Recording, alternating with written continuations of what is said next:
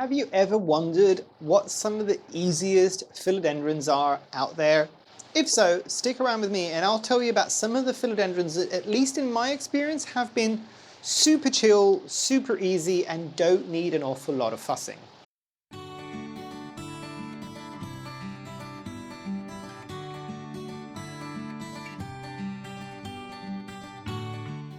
Hi, my name is Memo, this is my channel, Houseplantygoodness, and essentially it's a place where I like to geek out about my big passion. You might be able to see some of it behind me, it's tropical houseplants. So yes, easy philodendrons, and I know I can hear the people in the back already screaming and going, oh, philodendrons are meant to be easy. The people that have grown some of the more specific varieties of philodendrons might disagree with you there. They can be easy, they can have overarching care, but some of them can be quite challenging.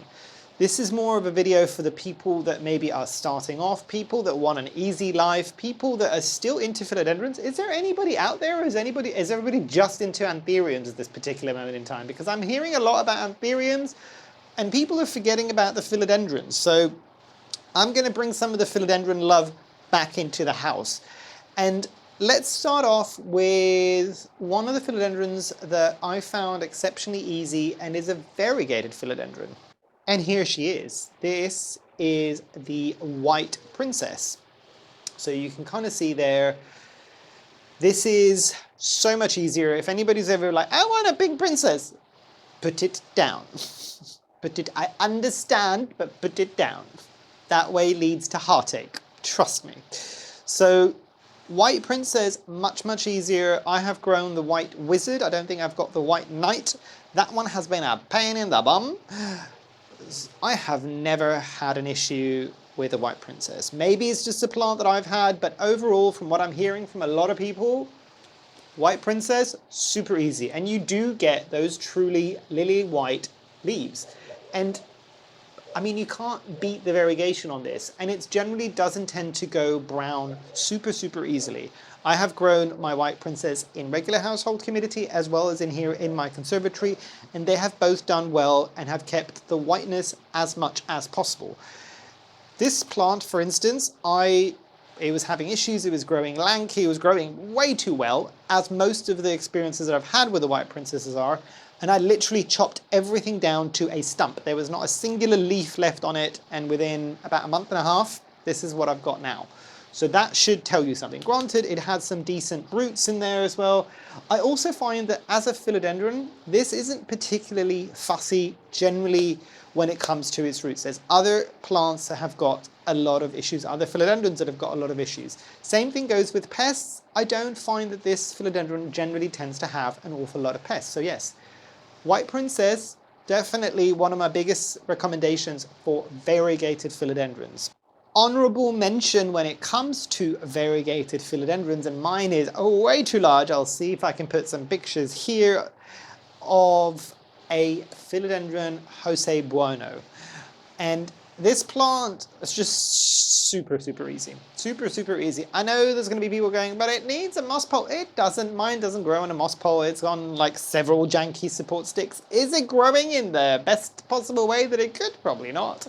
But more or less stable variegation. Avoid something like the paloraense verde like the plague, unless you really want to play scientist and just go, the heat, no, the water, no, the temperature, no, the fertilizer.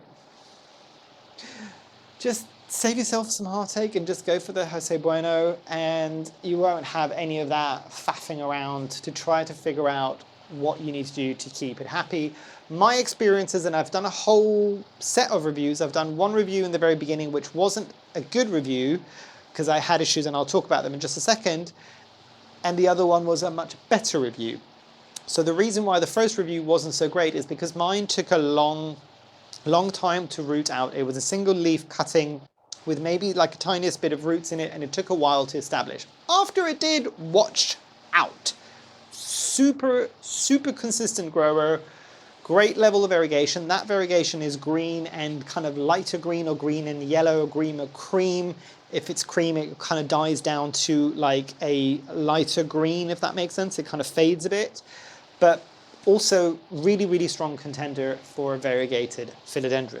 Now, for a philodendron that tends to have a bit more of an unusual shape, and again, unfortunately, a lot of these plants that I'm going to be talking about today are way too large and entrenched in my space for me to be able to move them.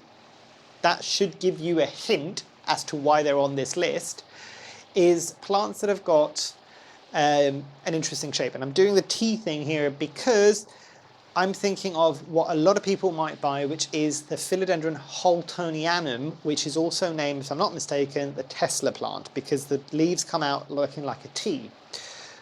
I have got that plant. I eventually got that plant. I got a different plant that's very similar looking to it. I will say the Holtonianum is okay, nowhere near as impressive, and a bit fussier in terms of its need. An alternative, which would be my recommendation for unusually shaped, the actual shape of the leaf, philodendron, would be the Philodendron paloraense. And I'll put a picture here and you can kind of see why they're quite similar. The paloraense is a bit of a slower one, super, super consistent, really not fussy at all. I have never had a singular pest on it, ever. This should also tell you something. And it just keeps doing its thing, and the leaves just look a lot better. The Holtonianum is a bit like, Obviously, honorable mention here would be the plant behind me for unusual leaf shape. And I can't even show you some of the bigger leaves in the back because they're way too high now, but this is the newest leaf. The Philodendron esmeraldense will always have a special place in my heart because the leaves get absolutely ginormous. I have found this to be one of the easiest, if not the easiest, philodendron that I've ever had to grow. It doesn't need a moss pole. The leaves size up quite nicely. You can put it in much brighter light than you would think it would do well. It might bleach out the leaves a bit. It doesn't matter. You can grow it in a pot. My pot grown one is in a very small pot and it's still doing absolutely fine. You can grow it in semi-hydro. That will do absolutely fine as well. And you get the ruffles on the leaves. I've put it here as an honorable mention because I know that that's not for everybody. To be fair, neither are the Tesla-y looking plants, but unusual foliage for philodendron can be a whole host of different things.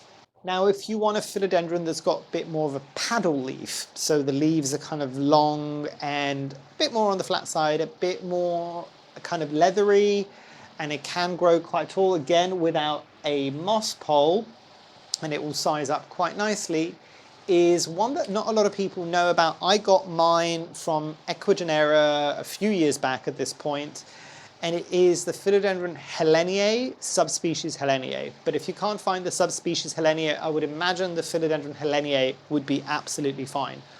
Super easy plant in my care. Anybody who has seen any of my feral plant videos, and I'll link the first one here, you will know that this has been featured several times because it just doesn't need an awful lot of fussing. It is where it is. It maybe gets repotted or uppotted every couple of years just to kind of give it space to grow.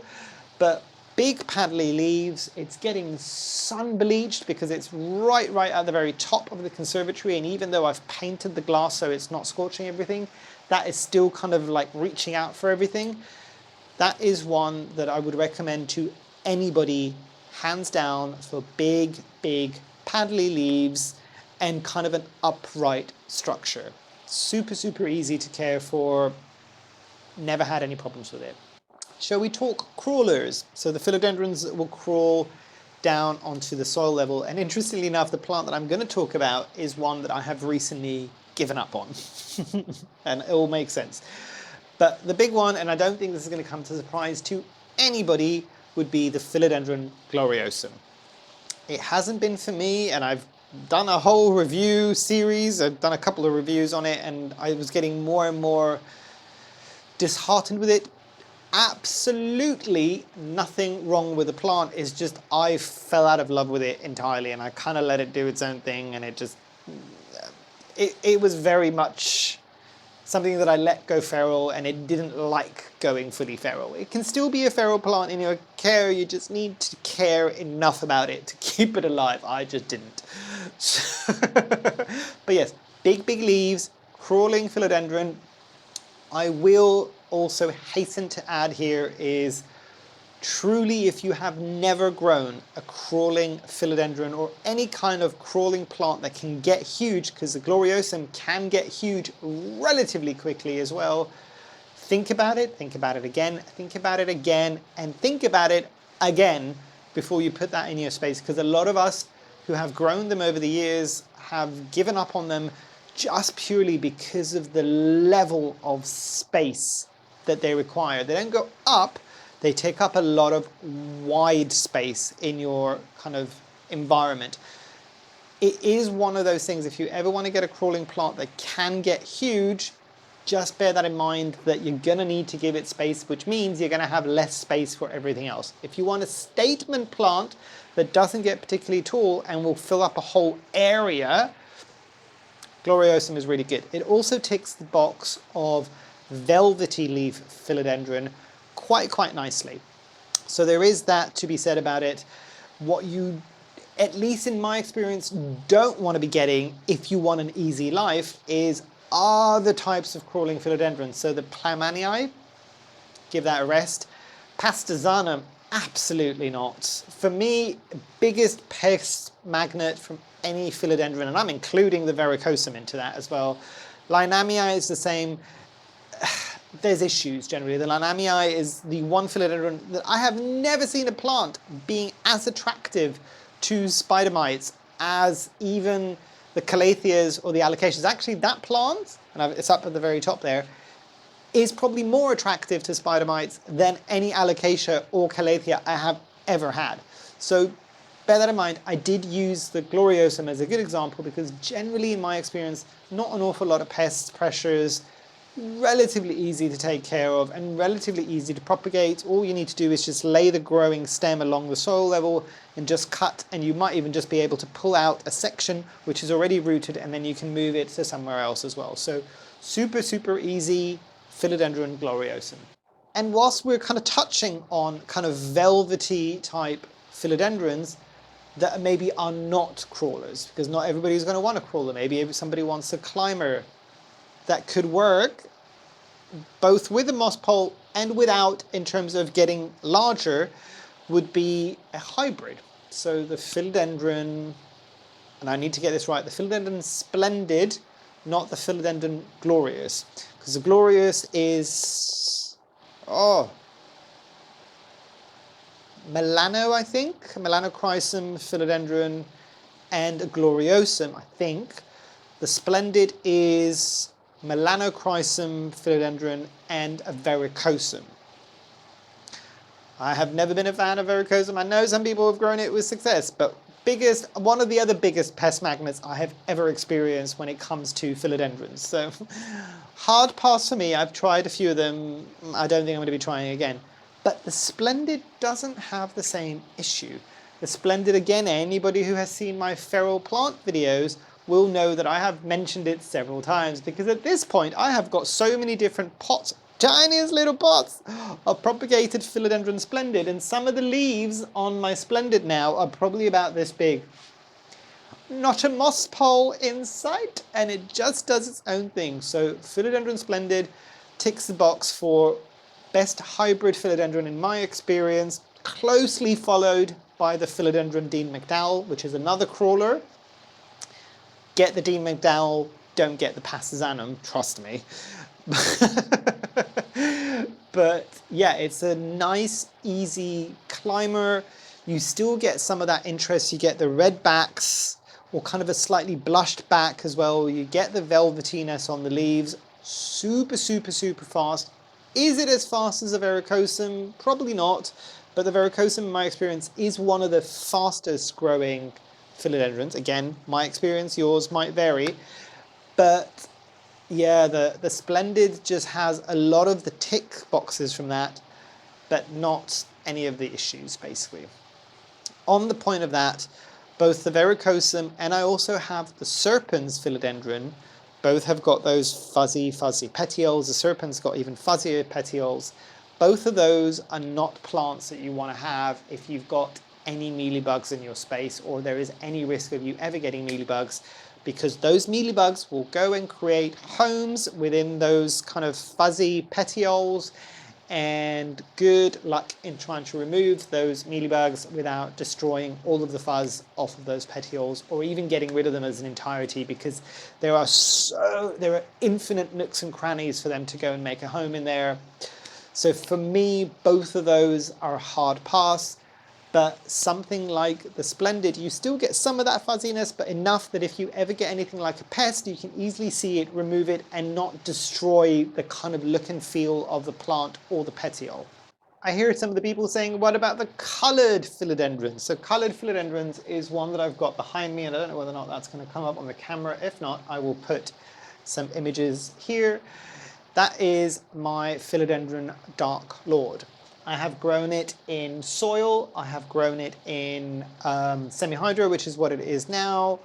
It's in tiny propagation vessels that are probably the same size, the plant now, as this massive one behind me that you've seen on some of my videos.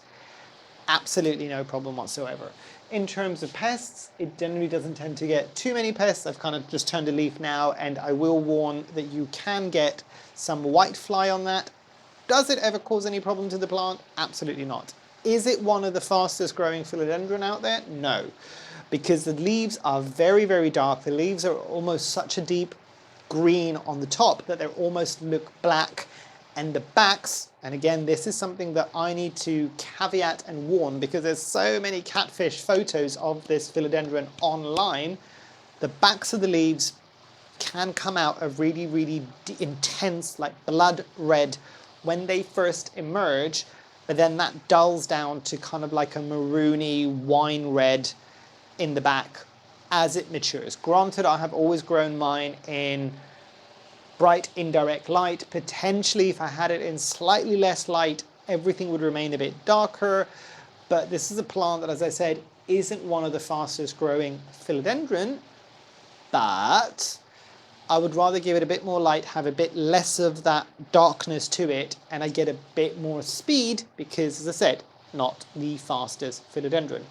Is it very impressive? Yes. It is one of those plants that a lot of people, when they first start watching my channel, they're always just like, well, what is that plant? Usually because it's around other plants going, oh, are they all the same plant? I'm just like, no, one is one plant, the other is another plant, but the Dark Lord will get a lot of attention if you can get it. I think there's another one that looks very similar, which is the Philodendron Majesty. Similar looking. I've never grown that, but I don't think I've ever heard anything bad said about that plant either. So both might be relatively good options in terms of care. And another philodendron that, in my experience, just feral. It will just do what it needs to do. You just need to have a tiny bit of patience with it, because again, I'm going to sound like a broken record, not the fastest philodendron out there. And let's talk about one of the fastest philodendrons out there, at least in my experience, and kind of the most consistent growers that I've ever owned, which is the Philodendron Sharoniae. And it is absolutely a beast when it comes to growth. It's just insane. I've grown mine in semi-hydro for a very long period of time. The leaves do not get any smaller. It is not on a moss pole. It is kind of like on janky support sticks, and it's kind of hanging off and all these things. I dread to think how much bigger it would be if it was on a moss pole, and truly even happier to what I've got it at. But super, super unfussy philodendron. Never really had any pest problems with it at all. It can take different light levels, even when it's darker, even when it's brighter, it's absolutely fine. It grows super, super consistently. I've got it on the side here, probably not going to show up again, but I'll see if I can put some images here. You can get different forms of this as well. I think I've just got the bog standard Sharoniae, but yet again, another philodendron that, at least in my experience, is just feral. It's just plug and play. Just put it there, it will grow, it will do its own thing. It doesn't really struggle too much or at all, to be fair. I don't think I've ever had any pests on that one. And it just keeps doing its things, which anybody who needs an easy life will know why it's a good thing. So yes, Philodendron Sharoniae, and it also ticks the box of like kind of unusual looking foliage, because it's very long and it's got lobes at the top basically. So very, very cool, and it's also got some ruffling. There's some interest that happens on the plant because when it first emerges, the backs of the leaves are very kind of blushy red. So there's something to kind of tick that box as well. And it is more of a leathery feel. And I'll finish off with one of the more compact philodendrons that doesn't need an awful lot of space to grow upright. And it is again a bit on the slow side, but that is the Philodendron billietiae. Stunning plants. You get those orange petioles, which you generally don't see on a lot of plants. You get some unusual foliage. I've grown it in soil, I've grown it in semi-hydro, both super successfully. Absolutely zero pest issues. You might get the occasional spider mite, just keep an eye on it and treat it. As I said, slow, so not one of the fastest philodendrons. You might get 3 or 4 new leaves a year from it. I'm talking about the green version, not the variegated version. I have never grown the variegated version. I dread to think how much slower the variegated version is. But beautiful plant, in my opinion, massively underrated. Will it eventually potentially try to climb and it will throw out some aerial roots? I think yes, if it was out in nature and it was growing for years, it would potentially maybe climb. But because it's so slow and because of the way that the foliage goes out and drops, it can stay quite compact without needing an awful lot of space to climb. To be entirely clear, I'm looking at mine at the back there, I don't even have a janky support stick on it, let alone a moss pole. So super easy to care for, really unusual as well. Again, you just need to have a tiny bit of patience with that one. But yes, that is my list of easy care and kind of rewarding philodendrons that are not the usual, buy a Philodendron Splendid or buy a green emerald, because everybody knows that those can be a bit easier to grow for. If you want something a bit more unique looking or slightly more unusual, these would be my top picks after many years of growing them and kind of having experienced both them and other similar looking philodendrons. But I am curious to hear your thoughts. Do you agree, disagree with this? Do you want to throw some more in the mix for people down below? Tell us what your easiest philodendrons are and why you would think, you know what, these are worth having because they're interesting because of this reason, or they're fast, or there's not as many pest pressures, or they just do their own thing and you don't need to worry about it. So let us all know down below and let's all have that conversation. But yes, I think that's everything I wanted to cover today. Hopefully you've enjoyed. Hopefully I shall see you here soon, and I truly hope that you have a great rest of your day. Thanks. Bye.